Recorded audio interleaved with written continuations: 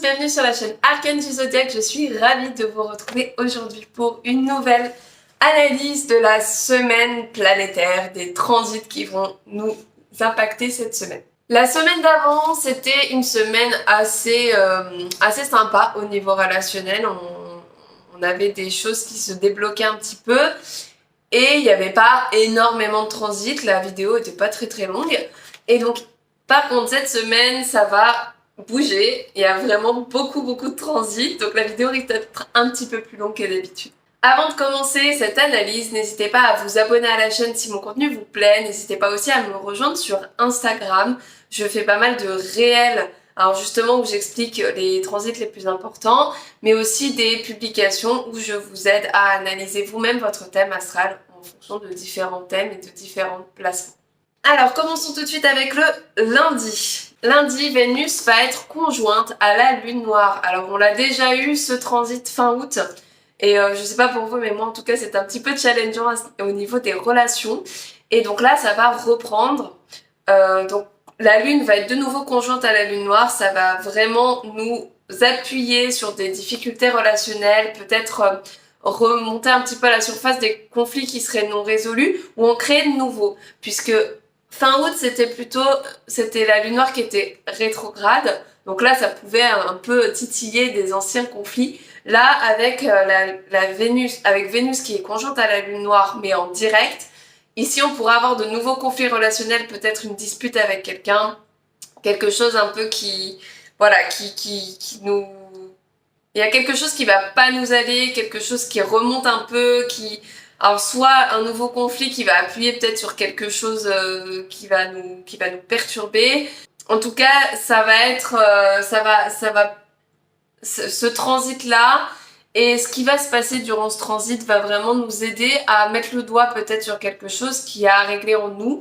De toute façon, l'autre est notre miroir, donc si quelque chose se passe avec les autres, clairement, il faut regarder un petit peu en nous-mêmes ce qui se passe. Et donc là, vraiment, la lune conjointe lune noire, c'est exactement ça. C'est tac, je te pique, ça fait mal ici, va voir un petit peu en toi ce qui se passe et va régler cette chose-là pour plus avoir ce problème-là avec les autres. Donc là, on risque d'avoir un petit souci au niveau des relations. Donc attention à vous en ce lundi. Le lundi, donc on n'aura pas fini.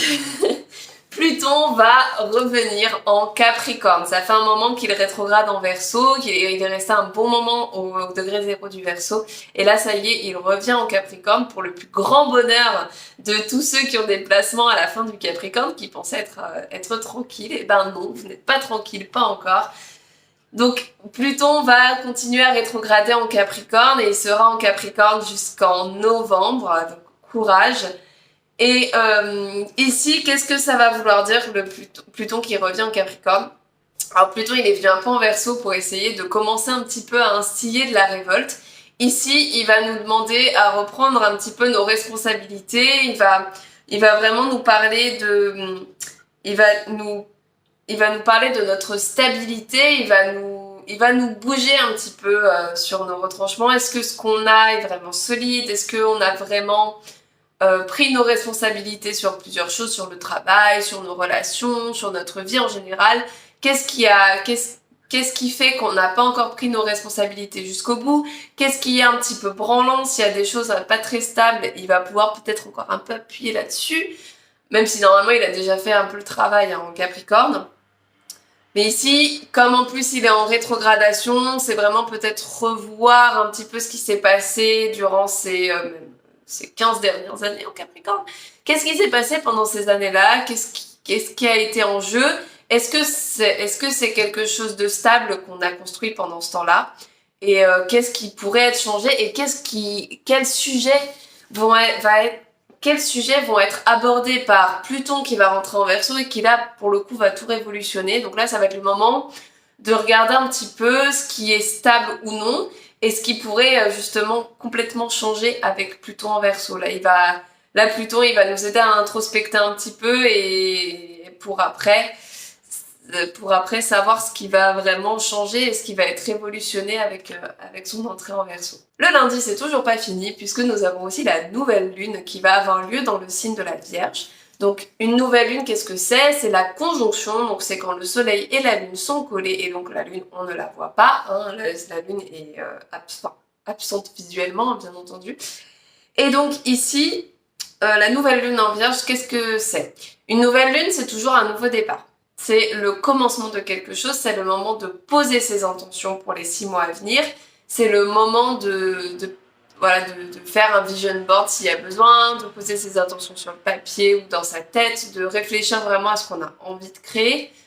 Et en Vierge, ici, on va parler beaucoup de l'organisation de notre quotidien. Alors ça tombe bien parce qu'on est pile poil dans la rentrée des classes, hein. De toute façon, la nouvelle lune en Vierge, c'est tout le temps au moment de la rentrée. Donc là, ça va être vraiment une invitation à réorganiser notre quotidien, à voir comment on gère les choses et à être un petit peu plus perfectionniste sur les choses que l'on doit faire. On va vraiment avoir envie de faire des to-do list de tout, de savoir comment on s'organise, faire des plannings, s'inscrire à des nouvelles activités. Enfin voilà, ça va être vraiment le moment de régler notre quotidien. On peut avoir une envie de contrôle avec la nouvelle lune en Vierge, avoir une envie de vraiment tout contrôler pour que tout se passe au mieux, mais attention à ne pas être dans le surcontrôle parce que vous serez forcément déçus. On peut pas tout contrôler, donc faites de votre mieux pour organiser les choses. C'est vraiment la bonne vibe pour ça. Mais attention à ne pas être trop dans le perfectionnisme et le contrôle. Ça peut être le bon moment, la nouvelle lune en Vierge, également pour prendre des bonnes résolutions plutôt au niveau de sa santé, de son hygiène personnelle. Ça peut être vraiment le moment de changer des choses.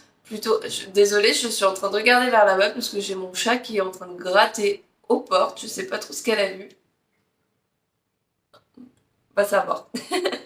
Donc, qu'est-ce que je disais? Oui, donc c'est le moment de prendre des résolutions plutôt au niveau santé, au niveau hygiène. Donc si vous voulez reprendre une routine sportive par exemple, ou arrêter de manger du sucre, des choses comme ça, bah là c'est clairement le moment idéal pour prendre ce type de résolution. Ensuite, nous allons passer au mardi 3 septembre. Alors, le mardi 3 septembre, on a Vénus qui va se trouver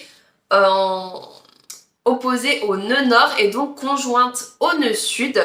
Qu'est-ce que ça veut dire ce transit? Alors on vient de quitter la conjonction avec la lune noire qui est un petit peu compliquée au niveau relationnel.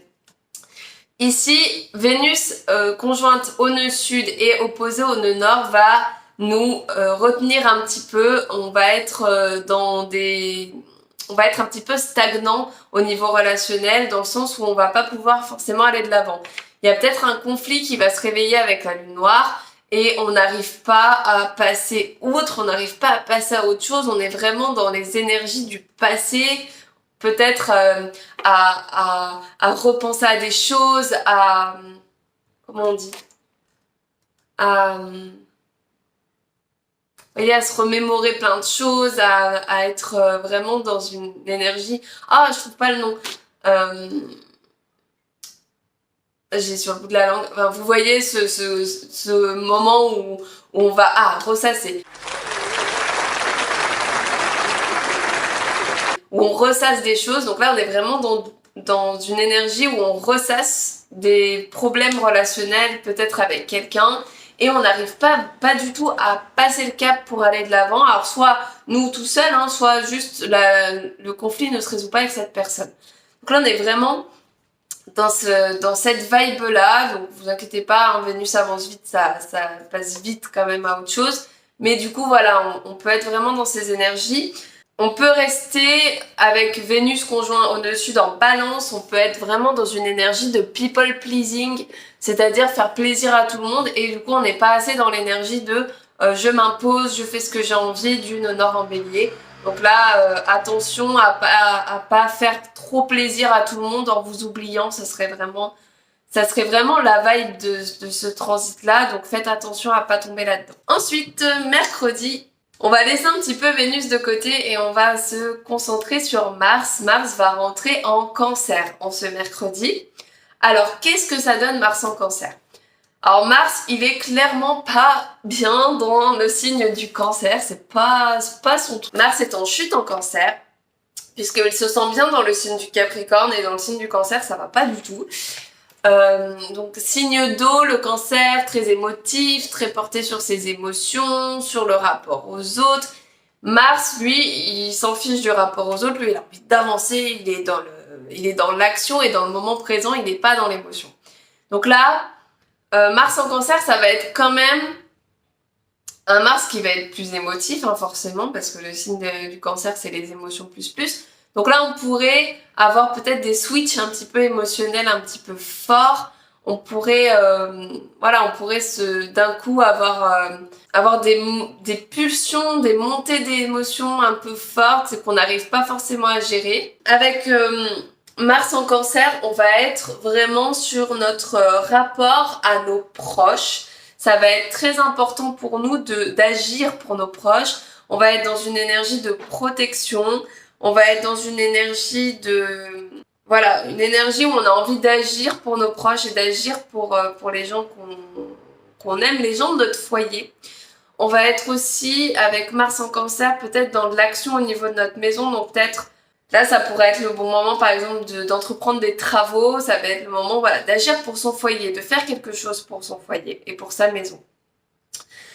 Avec Mars en cancer, comme il n'est pas vraiment au meilleur endroit, on peut avoir un petit peu plus de mal à agir, un petit peu plus de mal à se mettre en action. On va être plutôt dans un moment de repli sur soi, de je reste chez moi et je bouge pas forcément, je vais pas forcément de l'avant. D'ailleurs, il pourrait être très tourné vers le passé, ce Mars en cancer. Le cancer, c'est vraiment je me remémore des souvenirs, je ressasse, on reprend l'expression de Vénus avec le nœud sud.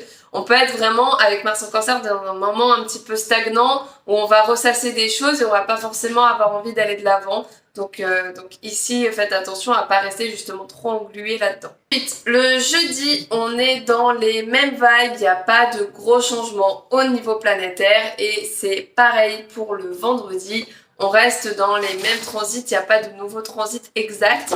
Donc c'est un peu les mêmes vibes qui restent tout le long. Désolée si vous entendez mon chat, j'ai un de mes chats qui fait son quart d'heure de folie. Alors ensuite, le samedi, on a Mercure qui va rentrer en carré à Uranus.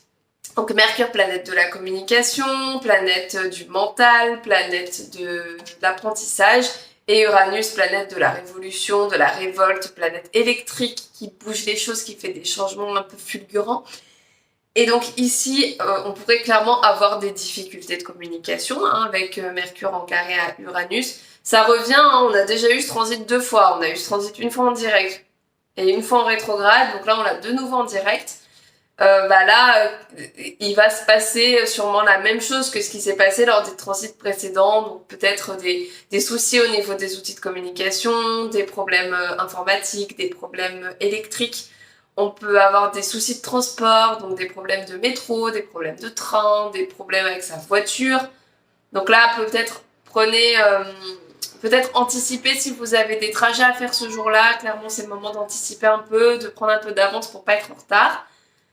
On peut avoir beaucoup de quiproquos aussi avec Mercure en carré à Uranus, peut-être qu'il y aura vraiment des problèmes de communication avec les autres et du coup, on pourrait tomber dans des malentendus et du coup ne pas s'entendre sur certaines choses. On pourrait également avoir des problèmes sur notre matériel informatique. Donc faites attention aussi, s'il y a quelque chose qui arrive, ça serait clairement pas étonnant. Pour rappel, la dernière fois, on a eu un bug de Microsoft. Donc voilà, il faut s'attendre à ce genre de choses durant ce transit, mais ce transit qui ne va vraiment pas durer longtemps puisque Mercure avance très vite. Ensuite, on va terminer avec le dimanche. Donc le dimanche, le soleil va entrer en opposition à Saturne. Donc le soleil opposé à Saturne, qu'est-ce que ça veut dire? Le soleil, donc c'est notre expression de soi, c'est notre identité, c'est notre volonté aussi, ce qu'on a envie de faire, notre but de vie. Et Saturne, lui, c'est la planète donc des règles, des restrictions, des limites et de la prise de responsabilité. Donc là, le soleil en carré à Saturne, qu'est-ce que ça veut dire? Ça veut simplement dire que on risque d'être un petit peu bloqué, de se sentir un petit peu bloqué dans notre réalisation de nous-mêmes.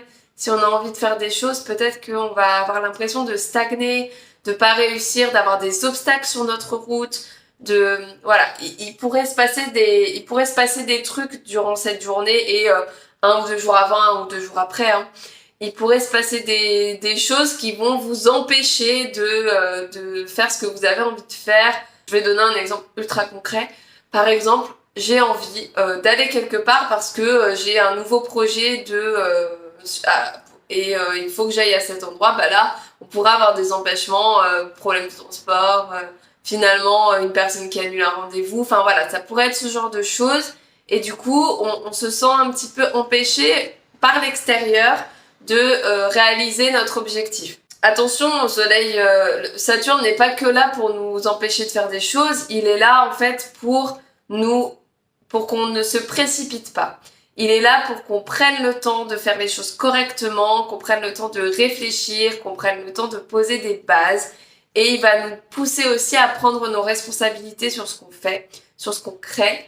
Et donc, en fait, il est là pour nous mettre un peu des bâtons dans les roues, mais pour qu'on réfléchisse mieux aux choses. Donc là, prenez vraiment le temps. Si vous vous sentez un petit peu empêché sur quelque chose, sur un projet ou sur n'importe quelle activité que vous voulez faire, bah, ça va être vraiment le moment du coup de faire un step back, de reculer un petit peu, de prendre du recul et de réfléchir à pourquoi, qu'est-ce qui cloche, qu'est-ce que vous pourriez mieux faire pour que les bases soient un peu plus solides et que tout se passe un peu mieux. Voilà, j'espère que cette vidéo vous aura plu. Elle était un petit peu plus longue que d'habitude parce que bah là, il y avait quand même vraiment beaucoup de transits cette semaine. Si vous voulez en savoir un petit peu plus sur les transits, notamment sur la nouvelle lune, je vous invite à me rejoindre sur Instagram où je fais des réels un peu plus longs avec des longues descriptions et j'explique un petit peu plus certains transits. Donc n'hésitez pas à me rejoindre si vous voulez plus d'informations. Et je vous dis à bientôt sur la chaîne Arcane du Zodiaque.